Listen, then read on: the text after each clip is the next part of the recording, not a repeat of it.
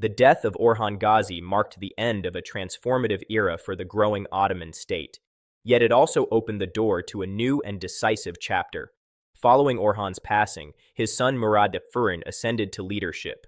His rise signaled not merely a continuation of expansion, but a strategic shift in focus. Under Murad II, the Ottoman Empire intensified its campaigns in Europe, laying the foundations for imperial dominance across the Balkans. When Murad I took power in 1362, the Ottoman state had already secured a foothold in Europe through the capture of Gallipoli.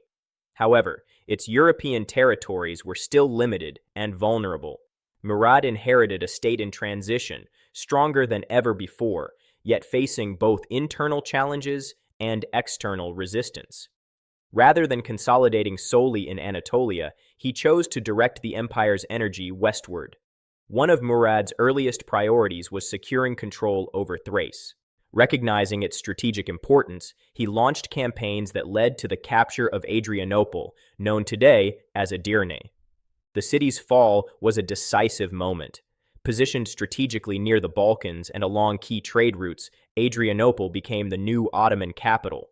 This relocation symbolized a profound transformation. The Ottoman state was no longer centered solely in Anatolia, but firmly rooted in Europe. Murad I demonstrated both military skill and administrative foresight. He reorganized the army, strengthening discipline and central authority. It was during his reign that the foundations of the Janissary Corps were laid, creating a standing infantry force loyal directly to the ruler. This innovation provided the Ottomans with a military advantage over many fragmented Balkan states, whose forces often relied on feudal levies. As Murad expanded into southeastern Europe, he encountered a political landscape marked by division. Serbian, Bulgarian, and other regional powers were frequently at odds with one another. Rather than facing a unified coalition, Murad confronted fragmented resistance.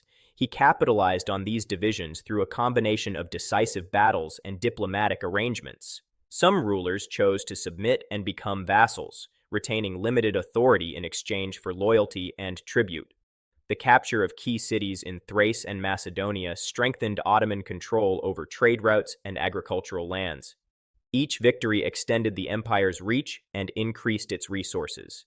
Murad's strategy was not one of reckless conquest, but calculated expansion. Fortresses were reinforced, garrisons established, and administrative structures introduced to ensure long-term stability. The Balkans gradually became the central theater of Ottoman ambition. Murad's forces advanced into Bulgaria and Serbia, engaging in battles that would shape the future of the region. His campaigns demonstrated a consistent pattern: swift military engagement followed by consolidation. Rather than destroying local institutions entirely, the Ottomans often integrated them into their system, allowing for smoother transitions of power. Murad I's leadership style combined firmness with pragmatism. He understood that lasting dominance required more than battlefield victories. Economic stability, infrastructure development, and political alliances were equally important. Trade routes flourished under Ottoman protection, encouraging economic activity in newly conquered territories. These policies helped legitimize Ottoman rule in regions previously marked by instability. The relocation of the capital to Edirne reflected Murad's strategic priorities. By positioning the center of governance closer to the European front, he demonstrated his commitment to Western expansion. Edirne became both a military headquarters and a symbol of Ottoman permanence in Europe. From this city, Murad directed campaigns that steadily expanded Ottoman influence deeper into the Balkans. Military reforms played a crucial role in sustaining expansion. The development of a more centralized command structure reduced the risk of internal fragmentation. Provincial leaders were held accountable to the central authority, ensuring unity of purpose. The emerging Janissary system strengthened the ruler's direct control over elite forces, diminishing reliance on tribal contingents. Murad's reign also witnessed significant confrontations with Balkan coalitions attempting to resist Ottoman encroachment. Although opposition occasionally slowed progress, the Ottomans maintained momentum through superior organization and leadership. Victories in key engagements reinforced their reputation as a rising power that could not be easily repelled. As Ottoman territory expanded, so too did its administrative reach. Land distribution systems were implemented to reward military service while maintaining agricultural productivity. These measures ensured that newly acquired lands contributed economically to the empire's growth. Stability encouraged population growth and commercial development, reinforcing the sustainability of conquest. Murad I's expansion into Europe fundamentally altered the balance of power in southeastern Europe. States that once dominated the region found themselves negotiating with or resisting a formidable new force.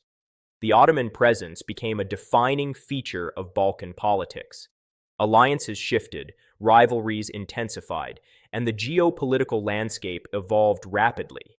Yet Murad's reign was not solely defined by territorial gain. It was also marked by the consolidation of imperial identity. The Ottoman state under his rule evolved from a frontier principality into an organized sultanate with clear administrative and military systems. Authority became more centralized and governance more structured. These developments laid the groundwork for even greater expansion in the decades to come. The rise of Murad represented continuity and transformation. He inherited the momentum created by his father, Orhan Gazi, and predecessors who had crossed into Europe. But he elevated that momentum into a sustained campaign of dominance. Under Murad, the Ottoman focus shifted decisively toward European lands, establishing a trajectory that would define the empire for centuries. By the end of his reign, the Ottoman state controlled vast territories across both Anatolia and the Balkans. The empire's European provinces were no longer isolated outposts, but integral components of a growing imperial system. Murad's leadership ensured that Ottoman expansion was not temporary or opportunistic, but deliberate and enduring. The story of Murad I's rise is one of ambition, discipline, and strategic vision. He transformed opportunity into dominance and ambition into structured growth.